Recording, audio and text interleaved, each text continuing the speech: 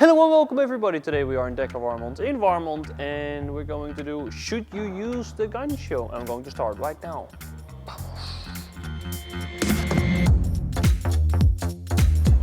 Oké. Ah, lekker boelie! I like it. You like it? Good match. Should you use the Gancho?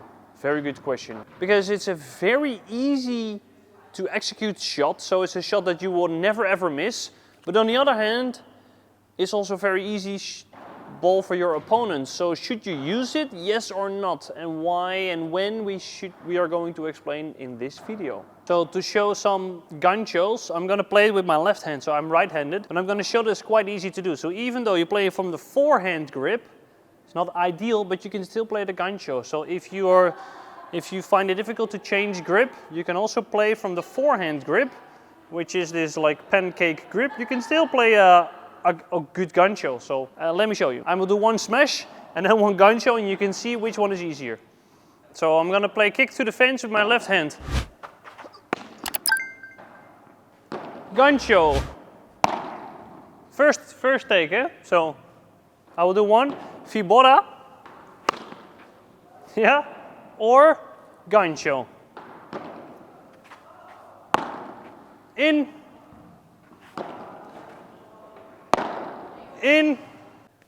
To start off, what is a gancho? Because we have to identify a gancho. A gancho would be a very flat shot.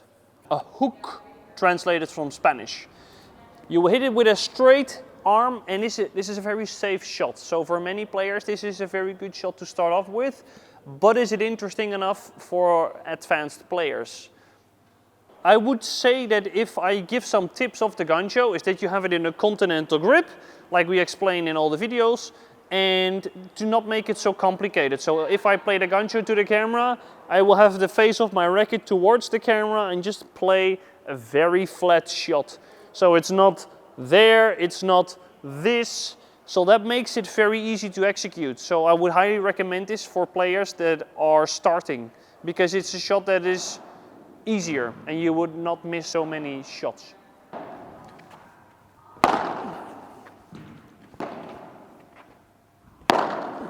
Topic number 2 is slice. So the gancho is a flat shot, which makes it easier to defend for the defenders.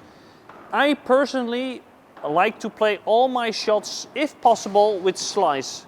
So if I have time, I would prefer to generate some side slice on the ball,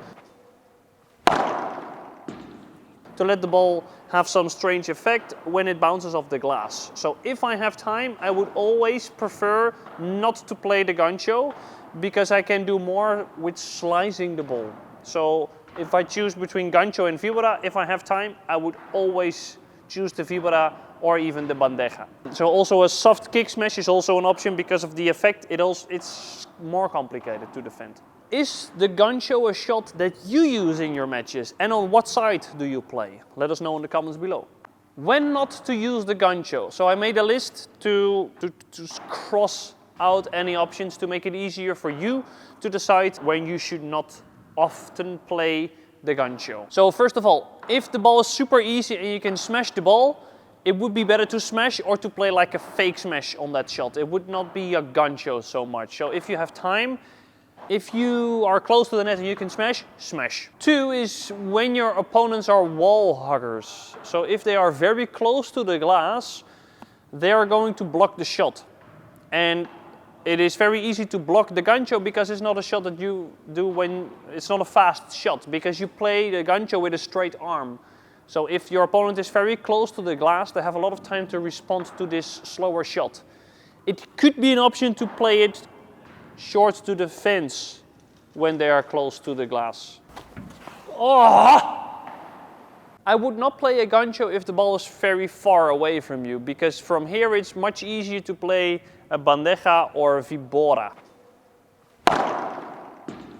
I would play the gancho to the fence if the ball is further to the fence and I am already there. So if I'm already here and the ball is to the fence, I can play a vibora. But if my position is already here because of the previous shot, then this would be a very good option. So the moment you feel the ball is further away from you, you should not play the gancho. So let's say the players, they lob you and you're going to play the gancho, or they see that you're going to play the gancho and they're very close to the net. It's quite complicated to play the gancho. If you are very comfortable with the gancho and you can make a very, very short angle, it is an option. But I would recommend maybe to go for the kill, so to go for a fast shot into the body if this happens. Or to let the ball bounce and just lob them. But be careful not playing too deep. So this is one of the common mistakes, that if I play the gancho,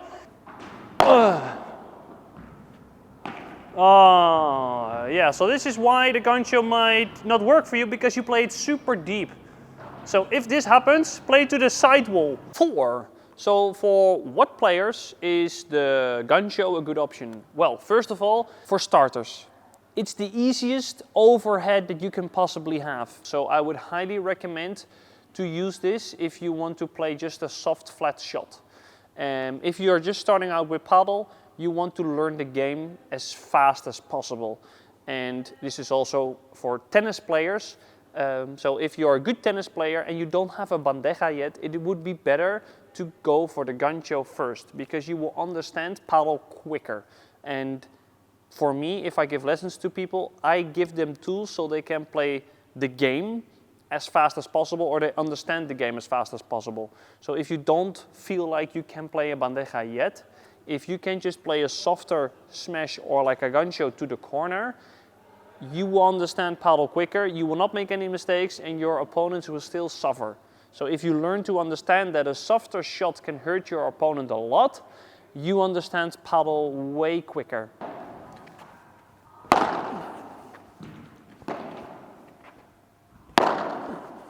Players on the right side should also try to play a gancho, in my opinion, because many good paddle players, they try to lob over the left shoulder of the right side player.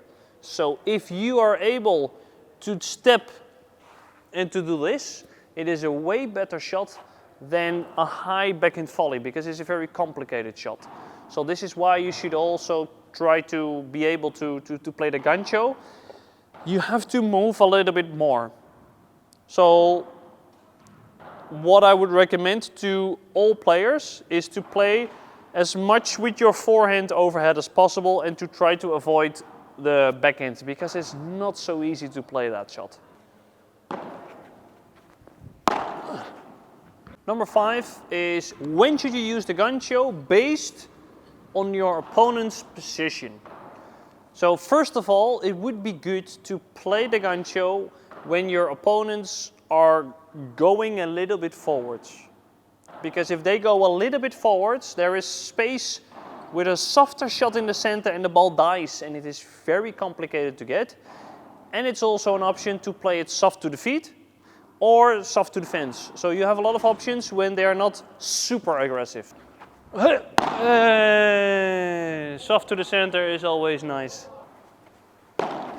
Oh! If they're super close to the net, don't play the gancho. If they are semi-close, it would be a very good option, because it is quite complicated to block a softer shot. So now you see that if I play soft to Sasha, she cannot hurt me so much. If I play the same ball faster, she might have more options and I have a time problem. If I know my opponent is playing a bandeja all the time, then I can go and poach the ball.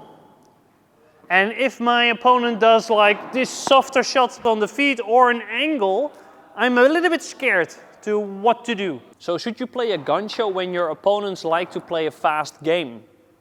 Yes, because if they play fast, they don't like this softer shot. Some people, I know I play against them, they're very good tennis players. If I just destroy them with my smash, they don't care.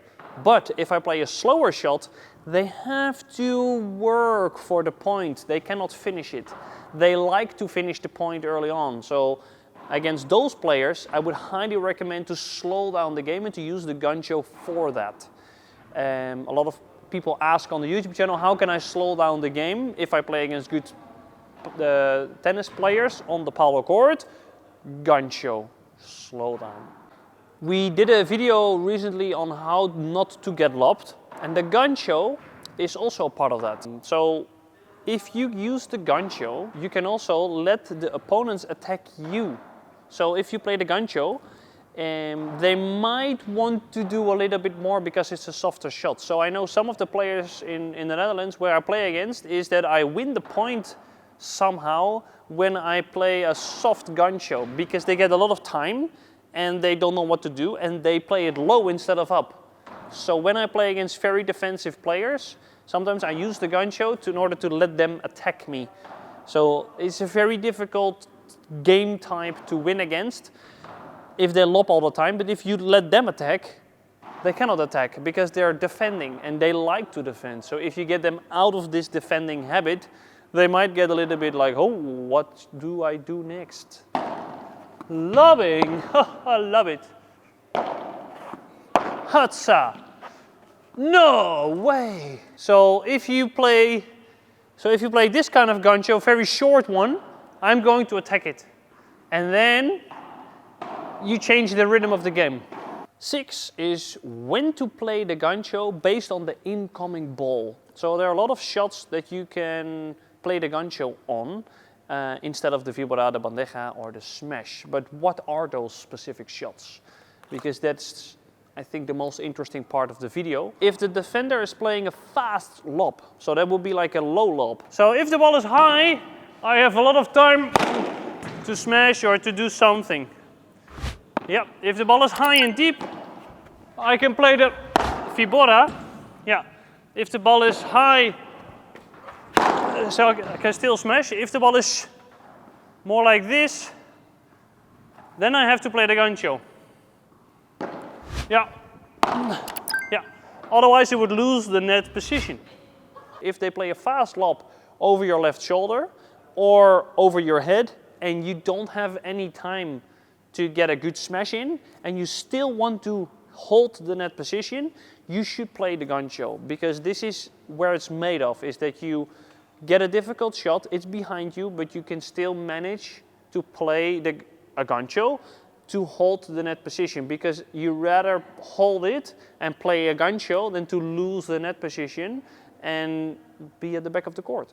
So point number 2 is also what we explained on the left shoulder. So this is especially for players that play on the right side and are right-handed. The left shoulder lob is the best lob in paddle, and the gancho with good footwork is a very good solution for the left shoulder lob. Number 3 is a very high lob. So we are indoor now, but if you play outdoor and the ball is super high, sometimes it is a little bit scary to go for the smash or for the bandeja, vibora, because it's a very difficult ball to time. So if they play a very high lob, I don't know if it's a gancho, but I would highly recommend to do it very easy and to just push the ball inside towards the side walls.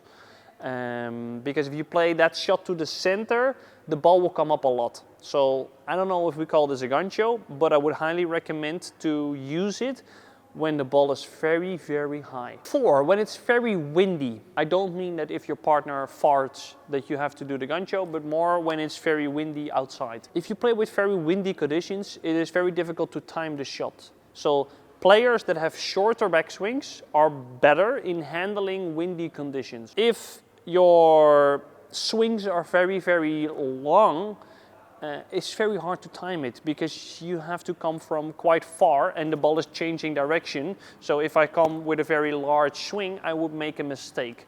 So then I would recommend to play more ganchos in order to keep the ball in play. I think you can lose a lot of points by doing too much when the conditions are very difficult. Number 5 is for every time the ball is behind you. So if the ball is behind you, you should play the gancho, because it is. You can play the kick smash, of course. I didn't thought of that, but yeah, you have to kick it out. So when the ball is behind you and you cannot kick it out, it's a gancho, because the kick smash is something that you can do when the ball is behind you and you kick. But if the ball is further behind you, if you move a lot, I would highly recommend the gancho, because if you play it, you will still hold the net position. And of course, you need to know if your opponents are very close to the net, because then it would be that you let the ball pass, because you rather have them back in their uncomfortable position. Number 6 is when the wall is wet, or when the glass is a little bit wet indoor, so they haven't cleaned it, which happens a lot in the Netherlands. You have to clean the windows. If you're looking and you own a club, clean your windows, because it's not fun to play. I'm choosing clubs with a clean window to play on. Anyway, if the wall is a little bit wet or drippy or whatever, if you play a very soft gancho in the center, the ball drops down and it's easy points. So if you see that, or the wall's wet, you play in the rain, you will hurt your opponent a lot by playing soft shots. So that's the end of the video. I hope you know now if you have to play a gancho, yes or not. If you have any question about the gancho, let us know in the comments below. If you want to say something about the gancho, or you have an extra tip, let us know below. And anyway, thank you all for watching, and I'll see you in the next episode. Hasta luego, ciao, adios.